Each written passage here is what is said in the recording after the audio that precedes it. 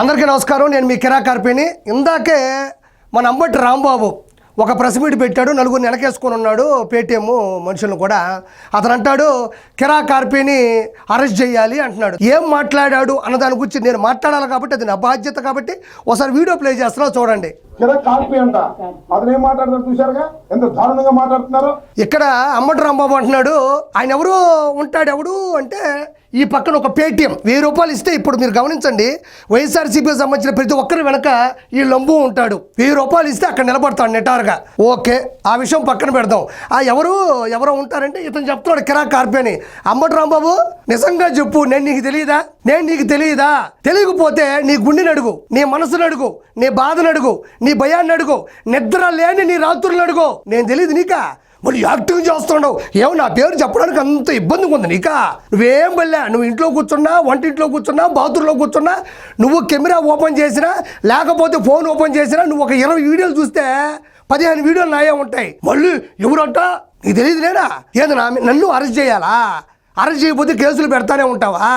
ఏమి శ్రీరెడ్డి, రోజారెడ్డి, వర్రా రవీందర్ రెడ్డి, పంచప్రభాకరు, కొడాలని, వల్లభనేని వంశీ, నువ్వు మీ పార్టీకి సంబంధించిన ఇంకొంతమంది కన్నా ఎవరైనా అంతకన్నా దారుణంగా బూతులు మాట్లాడతారా? ఆడవాళ్ళ మార్పింగ్ ఫోటోలు ఆ విధంగా సోషల్ మీడియాలో పోస్ట్ చేస్తారా? కిరా కార్పి అనేవాడు ఏ రోజున లిమిట్ దాటాడా? ఏ రోజున కంచె దాటాడా? కిరా కార్పి ఎప్పుడైనా బూతులు మాట్లాడినాడా?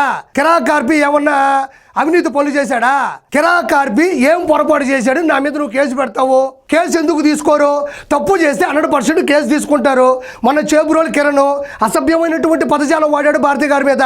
100% టీడీపీ అతను వెనకేసుకొని రాలేదు. అతను పట్టించడంలోనో లేకపోతే అతను అరెస్ట్ చేయడంలో కూడా టీడీపీ తన ఖచ్చితంగా సహకరించింది కూడా. చేబురోలు కిరణ్ అరెస్ట్ చేయకూడదు.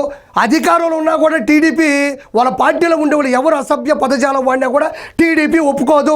అది కిరా కార్పి అయినా లేకపోతే ఇంకొకరైనా హై నాయకులైనా ఏ స్థాయిలో ఉన్నా టీడీపీ ఒప్పుకోదు. కిరా కార్పి తప్పు చేస్తే కదా నువ్వు అరెస్ట్ చేయడానికి, తప్పు చేస్తే కదా వాళ్ళు కేసు తీసుకుంటారు. నేను ఏమన్నాను మొదటి నుంచి కూడా నీతో, కిరా కార్పి అనేవాడు జగన్మోహన్ రెడ్డి చేసే పాపాలు, జగన్మోహన్ రెడ్డిలో ఉండే లోపాలు, జగన్మోహన్ రెడ్డి చేసేటువంటి విపరీతమైనటువంటి వినాశక చేష్టాలని నేను ప్రపంచానికి తెలియజేస్తున్నా. నేను ఒక్కనే కాదు, రోజా గురించి మాట్లాడా, నీ గురించి మాట్లాడా, నేను ప్రతి ఒక్కరి గురించి కూడా మొదటి నుంచి పోరాటం చేస్తూనే ఉన్నారు. కాబట్టే 151లో 5 పోయాయి మీ అంటే నా వల్ల పోయాయని నేను అనట్లా. నేను ఒక చిరు ద్వీపాన్ని మాత్రమే కిరా కార్పి అనేవాడు. నువ్వు వచ్చేసి నా మీద కేసు పెడతావంట, కేసు పెట్టి అరెస్ట్ చేపిస్తావంట. నేను ఒకే ఒక మాట మాట్లాడుతూ ఉండా, అంబటి రాంబాబు నీకు దమ్ము ధైర్యం ఉంటే కిరా కార్పి ఏం మాట్లాడినాడు, ఇది మాట్లాడినాడు అని చెప్పేసి ఒక నలుగురిని వెనకేసుకొని వచ్చి ఏదో 4 కెమెరాలు పెట్టుకోవడం కాదు. నేను నీకు ఒకే ఒక సవాల్ ఇస్తున్నా, నీ సాక్షి ఛానల్కి రమ్మంటావా, నువ్వు పెట్టుకున్న అంబటి రాంబాబు యూట్యూబ్ ఛానల్కి రమ్మంటావా చెప్పు. ఇద్దరం కూర్చుందాం డిబేట్లో, మన ఇద్దరే కూర్చుందాం, మొత్తం తెలుగు వాళ్ళందరూ చూస్తారు. నీ దగ్గర ఏమేమి ఉన్నాయో, కిరా కార్పి తప్పులు చేశాడు, కిరా కార్పి బూతులు తిట్టాడు అని మొత్తం పట్టుకొని రా, లైవ్లో చూపిద్దాం. నీ మొత్తం తీసుకొని నేను తీసుకొస్తాను, మీ వాళ్ళందరికీ కూడా ఇద్దరం ఒకేసారి ప్లే చేద్దాం.